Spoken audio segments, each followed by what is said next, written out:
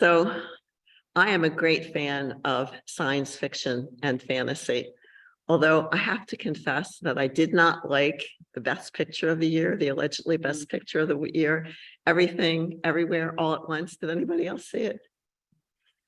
I found it really weird and ultimately too long and boring. But I do, however, like and have always liked Harry Potter. So like I'm not doing anything at night and a Harry Potter movie comes on, that would be my choice of things to watch. And back in 2000 or so, when I was first reading the books, I would actually go to my car during lunch and I had a CD player and I'd eat my lunch and listen to the latest Harry Potter book. And although I found many of the themes in the Harry Potter books interesting, there was one particular scene that I found really fascinating. So when the young Harry goes to the school for the wizards, one of the first procedures that he underwent was a sorting procedure. And this was a magical hat that sat on the person's head and picked up the person's vibes from the head upon which it sat. And via that magical hat, the students were sorted into a house with other like-minded kids. So as I was reading that, I was thinking, well, this would be a great way to choose your dorm mate at college, or maybe even your life partner. So I don't know about you, but I must confess that way too often, my mind worked and continues to work like that hat. In my formative years, I was trained by society, by my parish, by my school, and even by my family in the very fine art of sorting. And it wasn't magic, it was practice.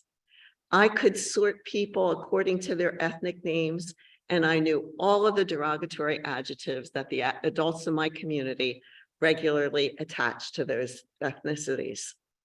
And the churches actively sorted parishioners according to their ethnic groups, aiding and abetting differences rather than unity. And my last name is McCafferty. I was in the Irish parish, but there was a German, a Polish, Italian, and a Lithuanian parish. And all those ethnicities were enforced pretty strictly until people became so intermixed that it really didn't matter anymore.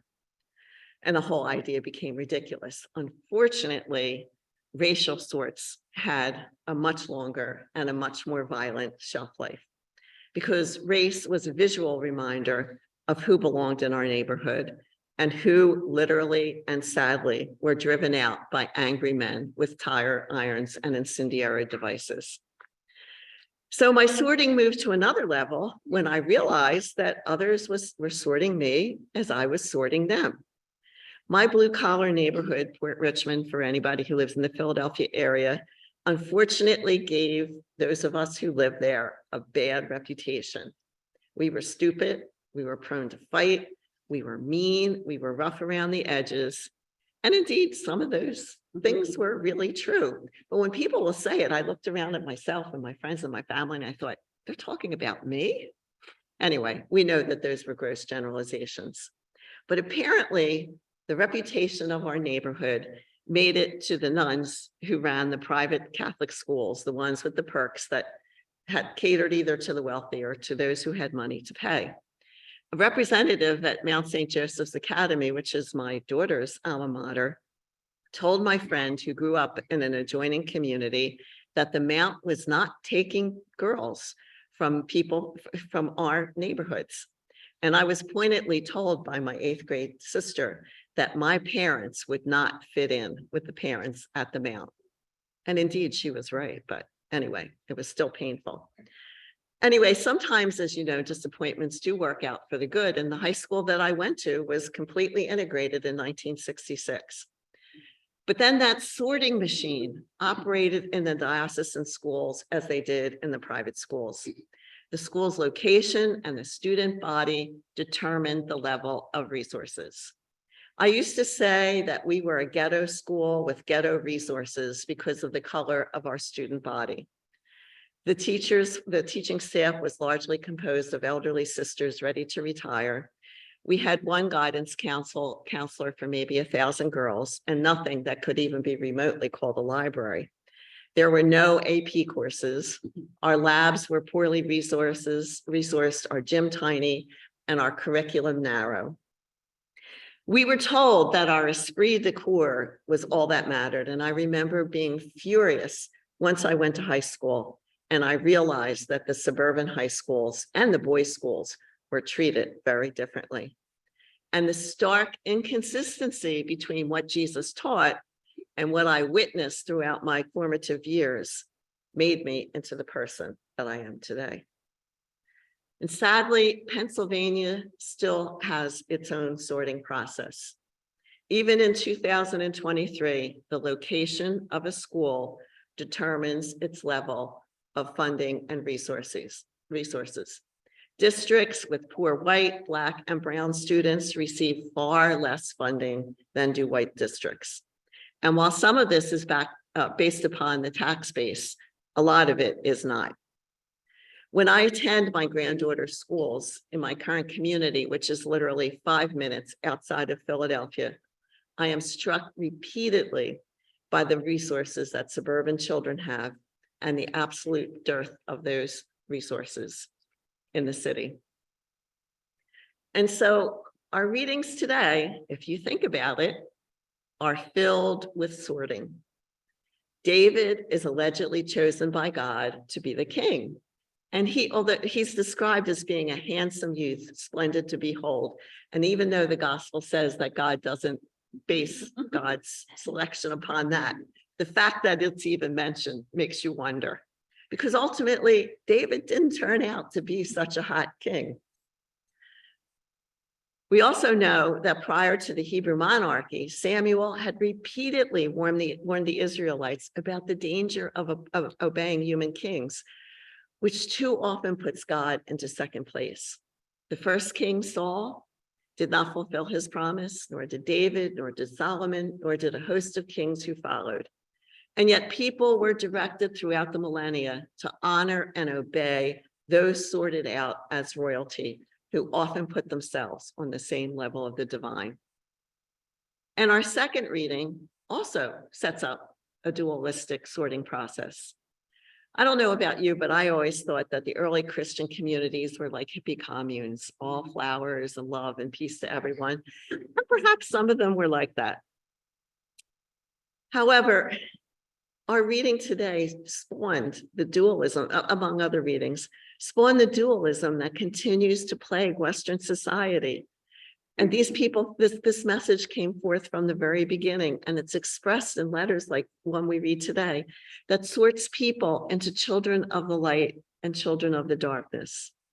The children of the light, aka followers of Jesus, were believed to have a monopoly on righteousness and truth, while those who did not were described as engaging in fruitless and shameful works of darkness. Even our gospel is notable for its sorting into good and bad, acceptable and not. Some people who were involved in the miracle scene today described Jesus as a prophet because of his cure of the blind man. Others declared that he could not possibly be a man of God because he broke the law and healed on the Sabbath. Some witnesses of the miracle claim that they were followers of Moses. Some, like so many throughout the ages, asserted that God does not listen to sinners, even though God makes the sun shine on and the rain fall on the good as well as the bad. Some bystanders even claimed that the man was blind because either he or his parents were sinners, and so on and so forth ad nauseum.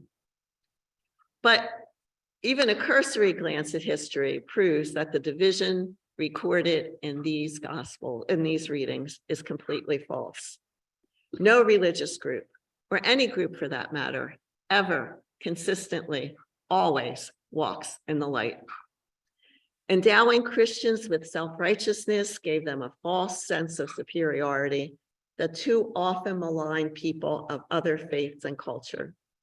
And unfortunately, if you watch the news, you can see that they still do it. And we all know that with God's grace, we can do better than that. And so, my sisters and brothers, truth that is not joyful, inclusive, and loving is never a great truth. And we know that whatever God's plan for us is, That plan does not include a license to sort. So if you've read the Harry Potter books, you know that Harry realized early on that being in a particular house does not mean that you are either good or evil. And nothing that comes from the outside determines one's behavior or the progression of one's life. Wizards, like regular folks, are completely free to choose good or evil or something in between. And the sorting process in that book was nothing more than a way to organize the students. And so this Lent, and sorting becomes very dear to a lot of hearts. But this Lent, let's really try to throw out our sorting hats. Let's try to throw out our categories, our judgments, our various degrees of separation, our sneers and our uncomplimentary adjectives, and anything else that divides us. Because as Catch so frequently reminds us, we have only one body to wound.